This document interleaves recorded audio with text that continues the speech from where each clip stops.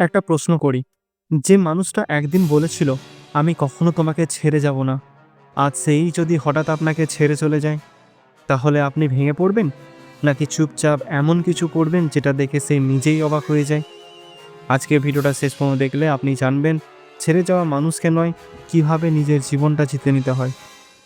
সত্যি কথা বলি, যখন কেউ আপনাকে ছেড়ে চলে যায়, ভালোবাসার মানুষ, বন্ধু, পার্টনার, আমরা শুধু একজন মানুষকে হারাই না, আমরা হারাই নিজের আত্মবিশ্বাস, নিজের দাম, নিজের হাসি। মনে হয় আমারই দোষ ছিল, আমি কি যথেষ্ট ভালো ছিলাম না? ও কি আমার থেকে ভালো কাউকে পেয়ে গেছে? রাতের বেলা ফোনটা হাতে নিয়ে বসে থাকা, পুরনো চ্যাট পড়া, শেষ দেখা ছবিটা বারবার দেখা। এটা শুধু কষ্ট না, এটা নিজেকে ধ্বংস করার প্রক্রিয়া। কেন এটা গুরুত্বপূর্ণ? একটা ভয়ঙ্কর সত্যি বলি, যদি আপনি এই অবস্থায় নিজেকে ছোট ভাবেন, কাঁদতে কাঁদতে দিন কাটান আর অপেক্ষা করেন সে ফিরবে কি না, তাহলে আপনি শুধু একজন মানুষকে হারান না, আপনি নিজের ভবিষ্যৎটাকেও হারান। কিন্তু অন্যদিকে যদি আপনি ঠিকভাবে রিয়্যাক্ট করেন, আপনার মানসিকতা শক্তিশালী হন, আপনার লাইফ বদলে যায়। আর সবথেকে মজার বিষয়, যিনি আপনাকে ছেড়ে গিয়েছিল সেই একদিন ভাববে, আমি কি হারালাম। সমাধান, এখানে সবাই একটা ভুল করে, ছেড়ে যাওয়া মানুষটাকে দেখানোর চেষ্টা করে, দেখো আমি কত কষ্টে আছি। কিন্তু বাস্তবতা জানেন, কষ্ট কাউকে ফেরায় না, উন্নতি ফেরায়। একটা গল্প বলি, রাহুলের লাইফে তার গার্লফ্রেন্ড ছিল সব কিছু। হঠাৎ একদিন মেসেজ, আমরা আর একসাথে থাকতে পারছি না।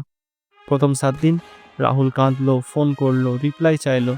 কিন্তু অপর দিন সে একটা সিদ্ধান্ত নিল। সে বলল, আমি চুপচাপ নিজেকে এমন বানাবো যাকে হারানোর আফসোস সারা জীবন থাকবে। এটা আজকের ভিডিওর মূল কথা। Actionable step. স্টেপ 1, সম্পূর্ণ নীরবতা, powerful silence. No call, no message, no story view. নীরবতা দুর্বলতা নয়, নীরবতা হলো সবথেকে বড় মানসিক অস্ত্র। মনে রাখবেন, যে আপনাকে ছেড়ে গেছে সে আপনার ব্যাখ্যার যোগ্য না। স্টেপ 2, নিজের শরীরকে বদলান।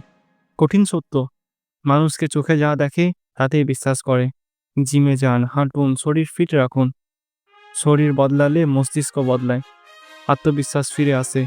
আর হ্যাঁ, ইনস্টাগ্রামে একটা ভালো ছবি অনেক কথার উত্তর হয়ে যায়। স্টেপ 3, নিজের কাজে ডুবে যান। একটা প্রশ্ন, আপনার কি এমন কিছু আছে যেটা করলে আপনি ভুলে যান? পড়াশোনা, স্কিল শেখা, টাকা কামানো, কন্টেন্ট তৈরি। ব্যস্ত মানুষকে কেউ সহজে ছেড়ে যায় না। স্টেপ 4, নিজের ভ্যালু বাড়ান। ভ্যালু মানে শুধু টাকা নয়, ভ্যালু মানে আপনার চিন্তাধারা, আপনার ডিসিপ্লিন, আপনার স্ট্যান্ডার্ড। আজ থেকে ভাবুন, আমি কি কাউকে সহজে পাওয়ার জিনিস? উত্তর যদি না হয়, তাহলে আপনি ঠিক পথে আছেন। স্টেপ 5, নিজেকে প্রমাণ নয়, উপভোগ করুন। সবথেকে বড় টুইস্ট জানেন?